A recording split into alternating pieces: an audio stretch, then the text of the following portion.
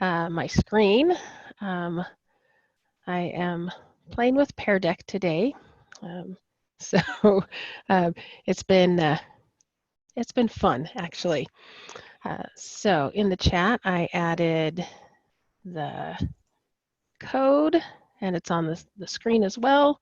So fragrant drums lift exothermic jacks. I love all of the different items there. That code will stay up there throughout the session. Today's session is about adding a student perspective. So the objectives, outcomes for this one is that we're going to explore how we created this adding a student perspective to our Quality Plus program. That is our internal quality assurance process. I'm going to describe some of the things that we're seeing as a result of the feedback from the students. And then there's a couple of things that our students struggle with. So I'm going to ask for feedback from you as well. I'm going to pause. I am going to stop my video. I am in Idaho, so as sometimes our internet connection is not the best. For those just joining, I will put the join link and the code again for the Pear Deck, because we're going to go into our first question here. And my question is, what was your objective in coming to this session? So what drew you to this session?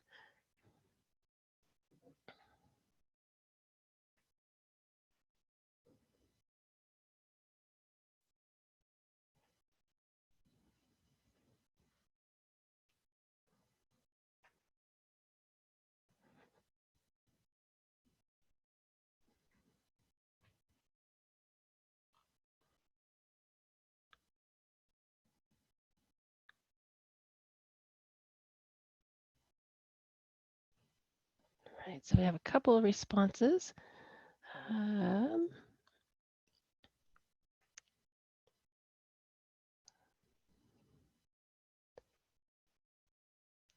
So just how we designed it. And hopefully you'll learn from some of the things that we've done. To give you a brief overview of the process that we use, I'm going to head to the next screen. This is the process we use. We have 3 to 5 student workers. We used work study students that we have, as well as our university has a career path intern program. And so between those two, we have each semester between 6 and 8 student workers in our department.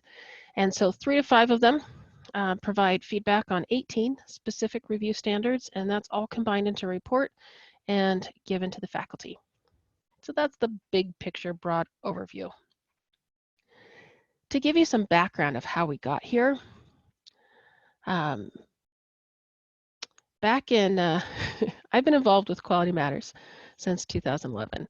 I am the QM coordinator at my institution and a fairly new title of the Quality Plus Program Manager. Basically, I'm in charge of this quality assurance process. Back in 2015, at that conference, I talked about how we are taking a long, purposeful road to implementing Quality Matters. As was mentioned in the keynote this morning, some people, institutions and faculty get it and grab onto it, and others, it just takes a while. I started exploring in 2011. We had an initial committee in 2012 that made these recommendations. And so they basically said, if we are going to have a quality assurance process for online courses, these are the things that we recommend that include into this.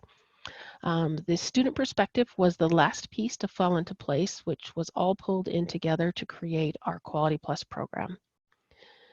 So figuring out how to do this student perspective, this came about because in 2012, a couple of the committee members, actually as they were going through some of the APPQMR and the peer reviewer course, they actually asked their students, their kids, who were online students, and so they were getting their insight. One of them had his young college student daughter pull up her online courses, and they talked about it, and he pulled up his courses, and there was a conversation. And so they saw that having the student input was important to them. The Instructional Technology Resource Center where I work, quite often the faculty will always say, okay, I know what you know, but what do the students really want? So they're always, they're much more willing to listen to the students than to us at times. The Quality Plus program pulls all of these things together. This is kind of what it looks like, and I know this looks messy, but it is a process. We actually have the faculty participate in 3 professional developments. They need to have 2 done before their course goes through the student review. And they need to have a rough draft of their alignment map. And obviously, their course needs to be built out enough to have something for the students to review. The 4 boxes in orange are the milestones in this program. So we have the student review. We also do an accessibility check. That begins about the same time as the student review and involves our fairly new accessibility team, and a final alignment map. And the culmination of this level is an internal 1-person review just using the essential standards of the QM rubric. There is a stipend that's offered once faculty complete this. And as part of it, throughout the process, they are partnered with an instructional design partner who helps them and guides them, becomes that one-on-one support throughout the entire process. So today we're actually just focusing on the student review. So how did we decide on selecting standards? In the summer of 2016 is when we started our pilot. And basically I went through the rubric, and anything that had policies or from a student perspective, I added to the list. So policies are easy for students to check. So, is there a netiquette policy? This is one of the newer, a plan for interaction from the professor. Those are things that are easy for the student to find and locate and check. So this is the set that we kind of used from in summer of 2016 with our pilot, and again in the summer of 2017. Most of these come from General Standard 1 and 7, but there are some other ones throughout there. With the coming of the 6th edition and our implementation of the Quality Plus program, we focused on, okay, which ones are essential? Since the culmination of that first level of the Quality Plus program is the essential standards, let's bring things down. In terms of course policies, we decided what do we want for course policies, especially with standard 1.4, which is the general all-encompassing, other course policies that are appropriate.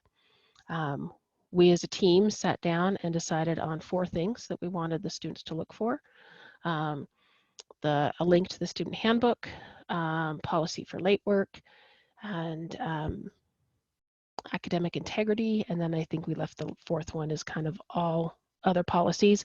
But we also kind of guide them is the course using online proctoring?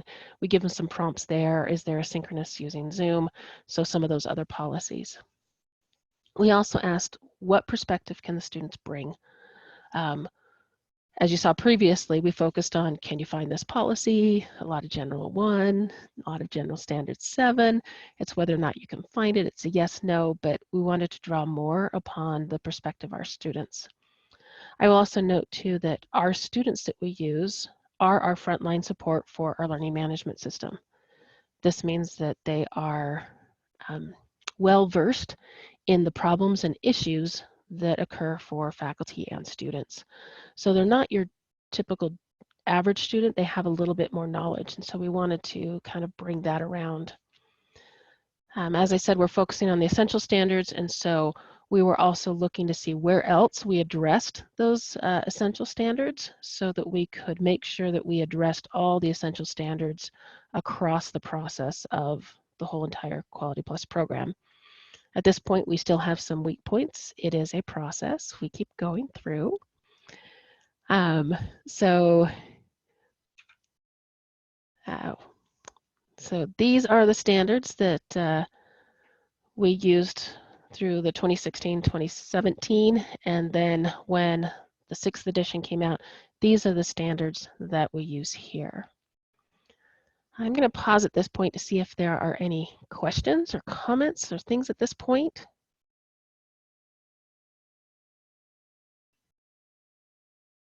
You can use the Q&A and ask questions at any point.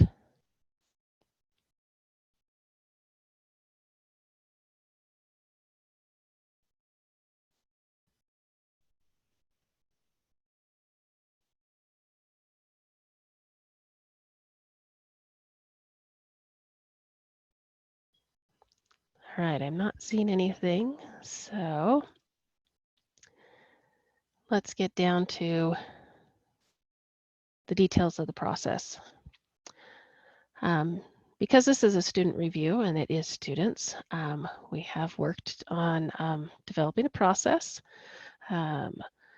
figuring out tools such as correcting grammar and how we want things to look. So, and we also needed a process so that we could easily pull all this information together. So when a faculty member in the Quality Plus program comes to the point where they are ready for a student review, we have a tracking sheet in Google Sheets. Their course gets added, the name, and then the students' names are all on there. It's at this point in time where our supervisor of the students also double checks with the students to make sure that students are not reviewing courses that they may be taking.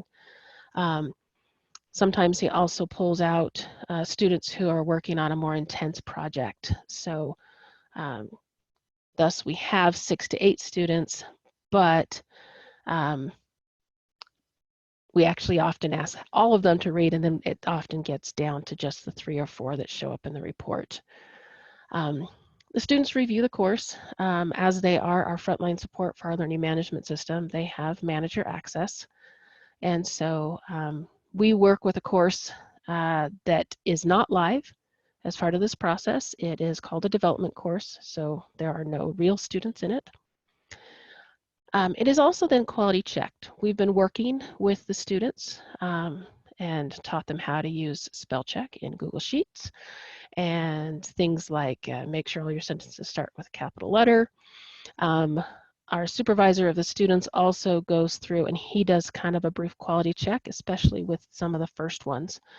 And some of the questions that he'll say will say, tell me more about this, or make sure that you've filled this part out. That report comes back to me, and I use a mail merge process to combine it all into one report. And then that report is sent to the faculty and the instructional design partner, and their next step in the process is to sit down with the faculty member, go through the student review, and update the course based on that feedback. So that's a more detailed process of what we're doing. Here's what our tracking sheet looks like. So you can see that things are done. The LR stands for our student supervisor.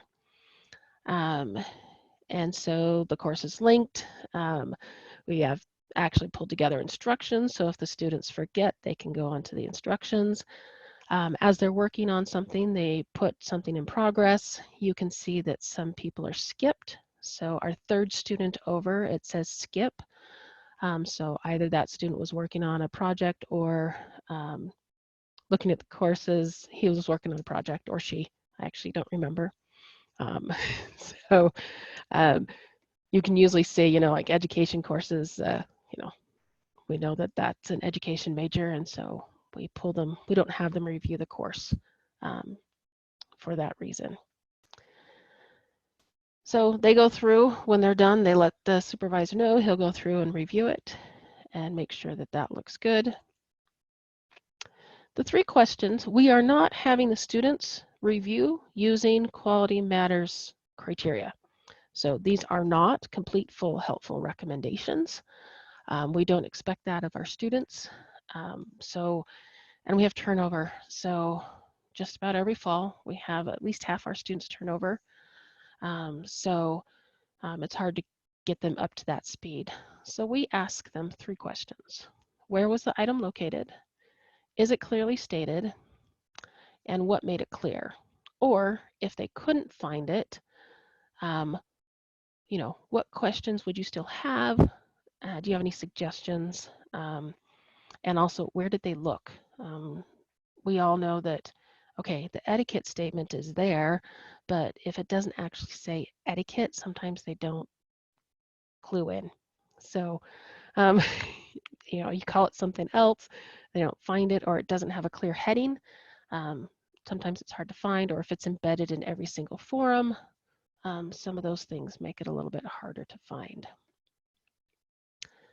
So this is the sheet that the students fill out. So it's 1 per student. So a student would come in and you can see our 1.4 and the 4 things that we specifically asked for: the late work, academic integrity, and a link to our student conduct policy.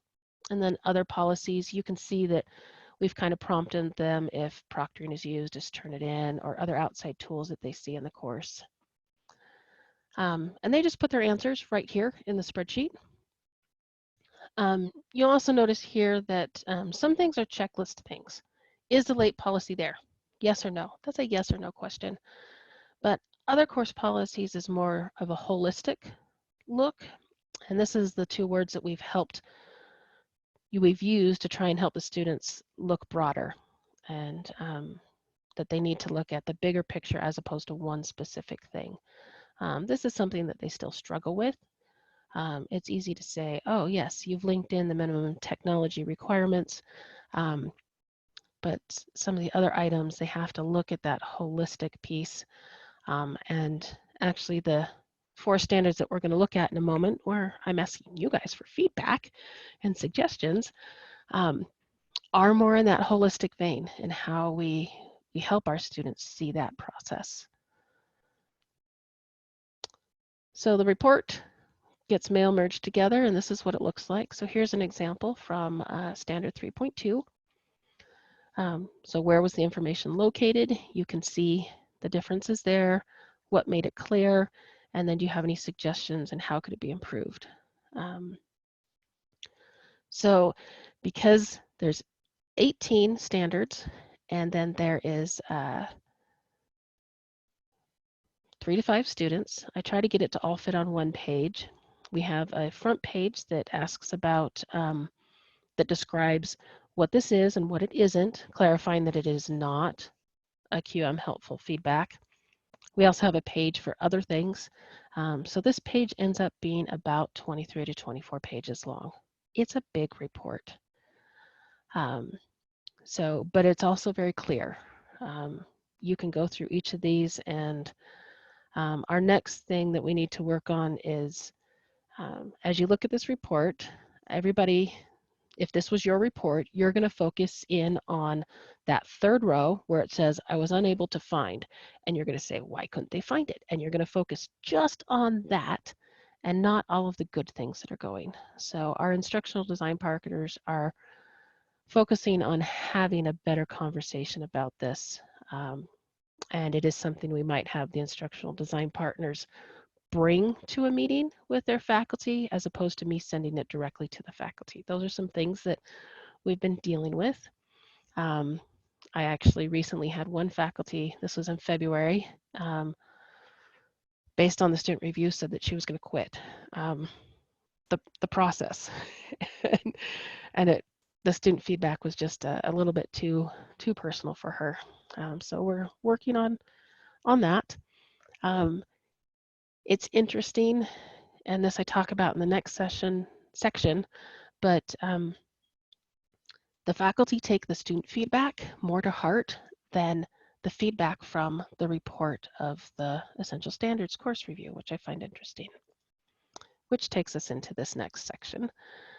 So some of the things we're seeing, because this is embedded into our Quality Plus program, You can see that we had our pilot in 2016, and nobody took us up on any student reviews throughout the academic year. We got a little more from 2017. What I found with our faculty at Idaho State is that they don't like to be required to work during the summer, but if they choose to do professional development, they prefer to do it in the summer. In fall of 2017 is when we started our Quality Plus program. And so you can see these are the faculty that I've been going through. And we have a pretty consistent process going through. In fact, we stop our student reviews at the beginning of the semester, or we pause them because our students are, again, our frontline support for the learning management system. So they have to focus on getting faculty ready and started with the first. And so we actually had a backlog of student reviews right there at the beginning. Like I said, the faculty love this feedback from the students. They express appreciation after almost every one. They say, please tell the students thank you.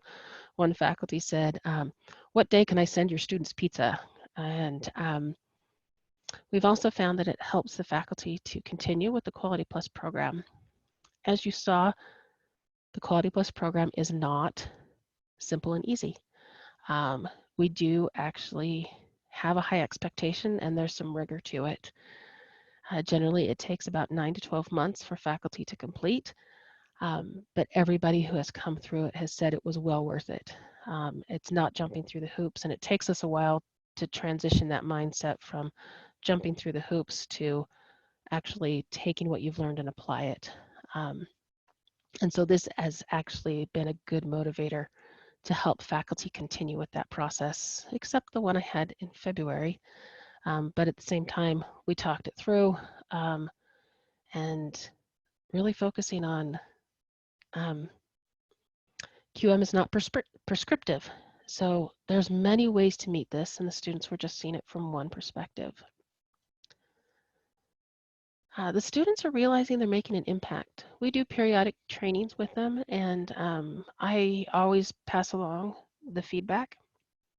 And early on in the process, one of the students thought it was just something to go through.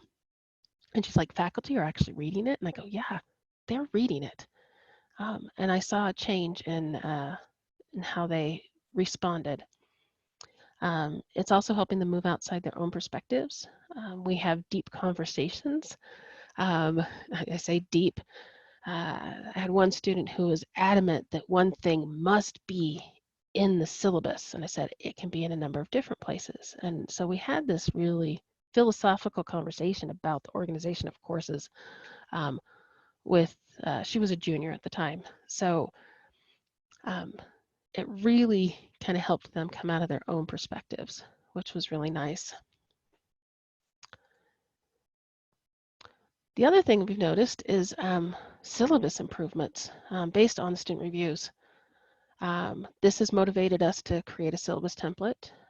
As you saw, we use Zoom, we use Turnitin, and we have online proctoring, and we have developed all of those, standard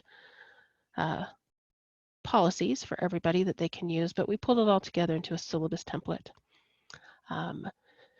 That motivated us to do that. That template is not widely used yet, but it's available, and a lot of people draw from it. With the advent of the 6th edition, there was the standard 1.6 that was more focused on digital literacy. And we reached out to the library, and the library actually created a library guide that's focused on digital literacy that we included in that syllabus. More references to services that are available across the university. This has also made it possible to explain where and how our online students are being supported and where they are not. And then this last thing, our disability services moved locations in 2010. And we were still seeing references to their old place in Gravely Hall. So we are finally seeing that this information is being updated across other syllabi as we see that. And that's directly from the student reviews. All right, so here's where I'm going to ask you to come in. And let's see, if you haven't joined the Pear Deck, because I am going to have you respond that way. So hopefully you see that information and can jump in.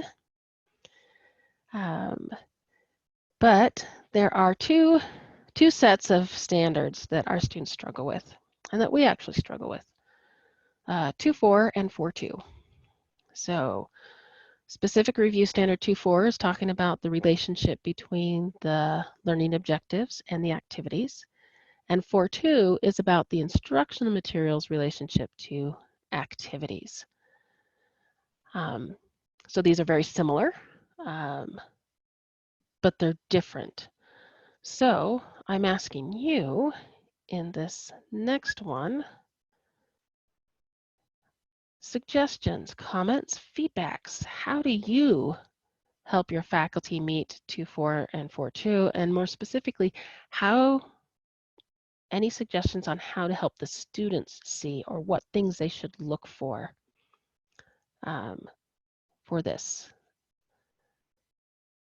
So this is a point for you to provide some answers.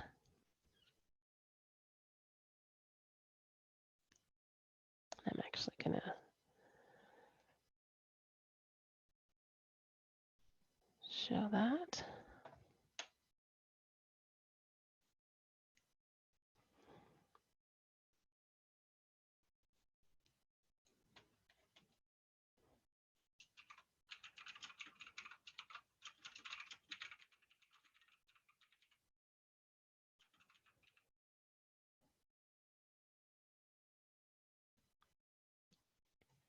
I do have the chat open, so if you'd prefer to put some things in there, I can watch the chat as well.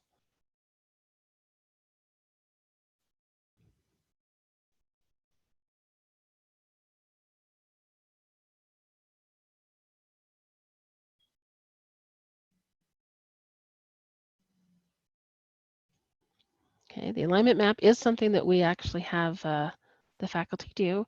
It's not something that we require to be included in the course.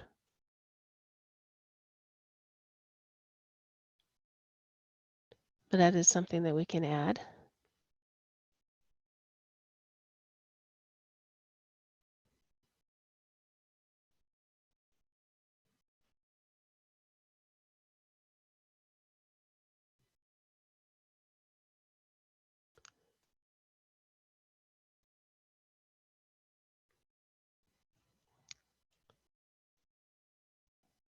So either in the Pear Deck or in the chat, how do you guys go about, especially meeting the 4.2? The 4.2 seems to be the harder of the struggle.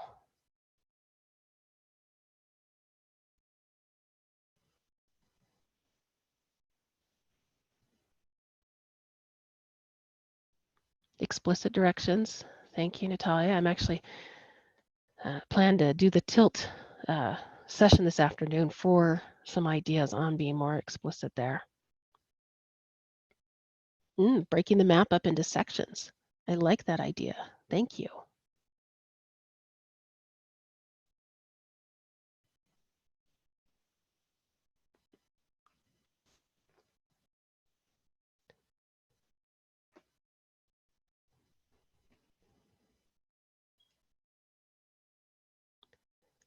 I'm going to ask a different question that you can just put in the chat on this one. Are these standards that you struggle with as well?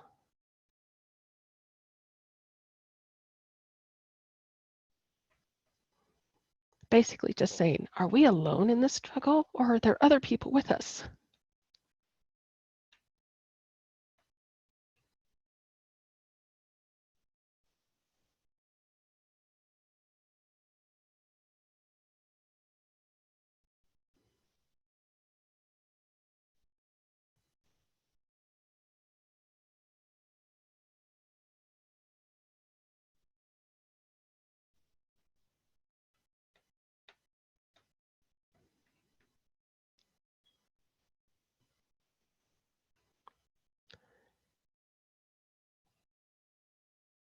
Thank you, Rachel, for the focus on those introductions. I would have to agree with you.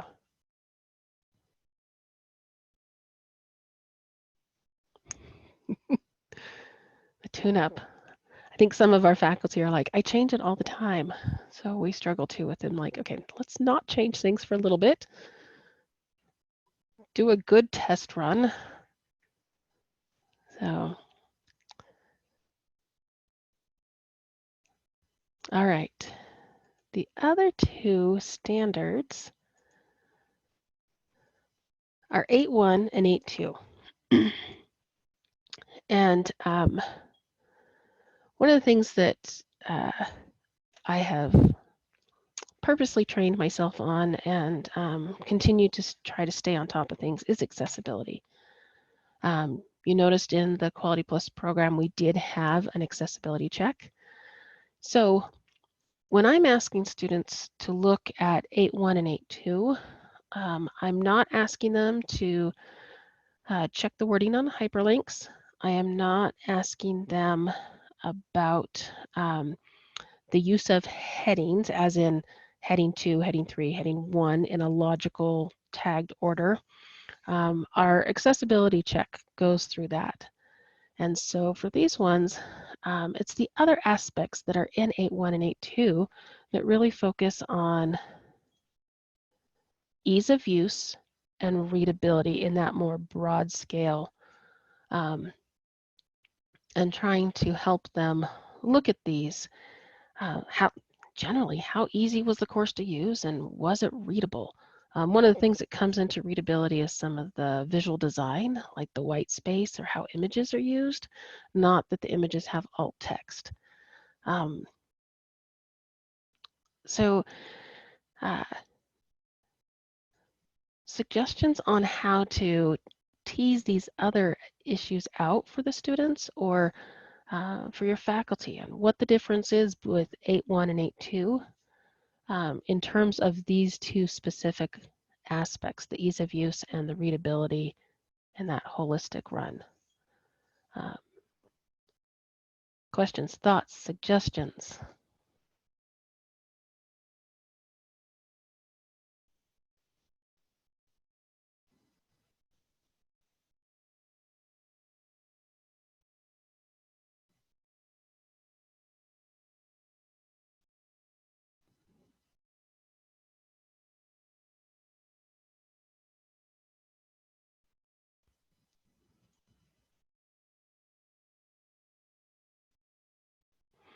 Yeah, Rachel, the hard part with 8.1 and 8.2 is that they are messy, at least in my mind.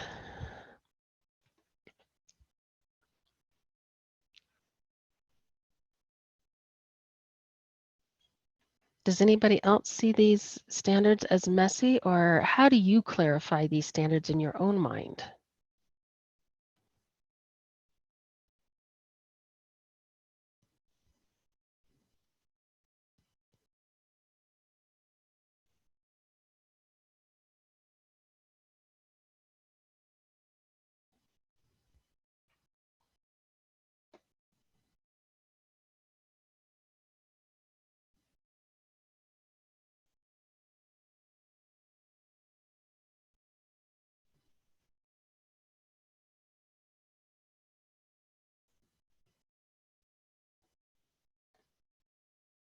Okay. Focusing on the underlining, which is part of that 8.1 and ease of use, as well as readability. They kind of interplay. They're really close to one another.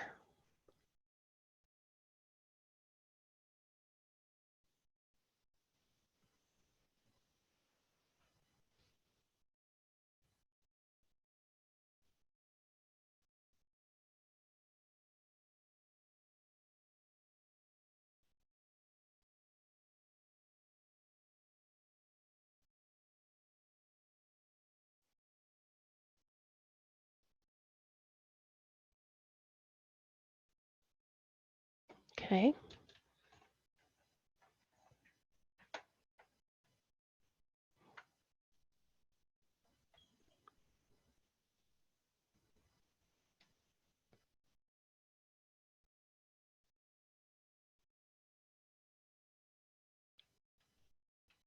Rachel, I might need to connect with you. You're giving me some good suggestions. No, thank you. I appreciate it.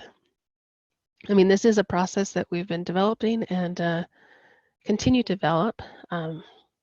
Next week would be the time for us to do another retraining with the students if we were not on our stay-at-home order.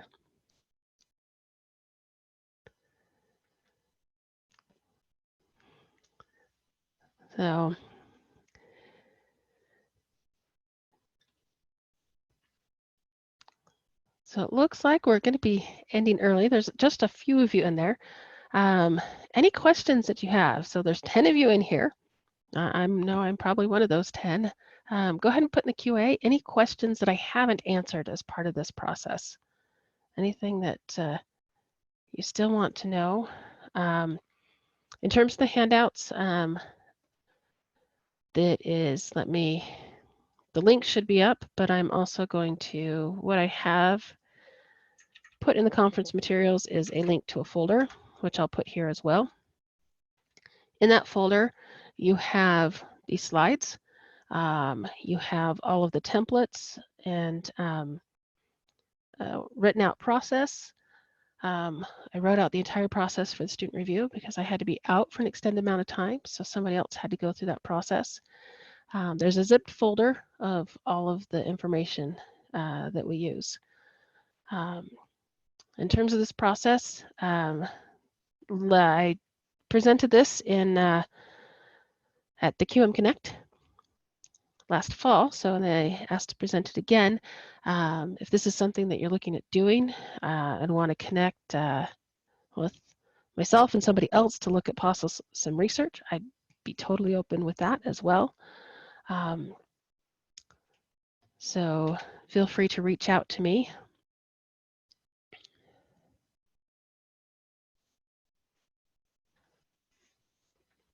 So thank you, Kathleen. So both of those point to that Google Drive folder that has all that information in there and the process that we work through. I will say that pulling this together has been, it was that last piece to drop into our quality assurance process, and it is one of the pivotal ones on there.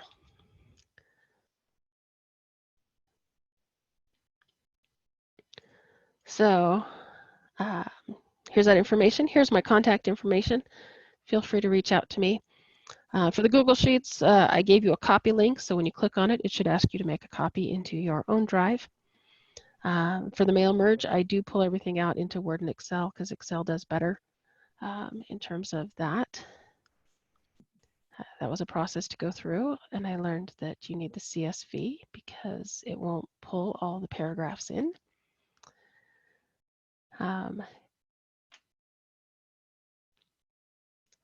Any other questions, thoughts, comments? Hopefully you got something out of this. Feel free to put in the chat. We also have the Q&A. Looks like most of you are using the chat though. And Nancy is reminding you that the feedback for today's session is on the link that's in the chat. It has all of the sessions, so you'll do that at the end of the day. Or I suppose you could fill them in piece by piece at a time too. But it has all of them listed in the one survey, so you can just go in and provide us all feedback. Yeah, on the feedback, you can do it session by session, and then at the end of the day, there's a different link for the overall evaluation, but you can select each session from this link that you've attended.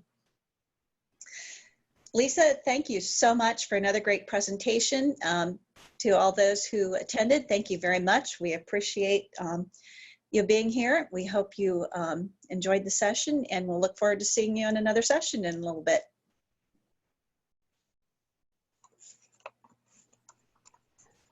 Thank you, Rachel, for your connection. Reach out to me. I think between you and the other one, we could get some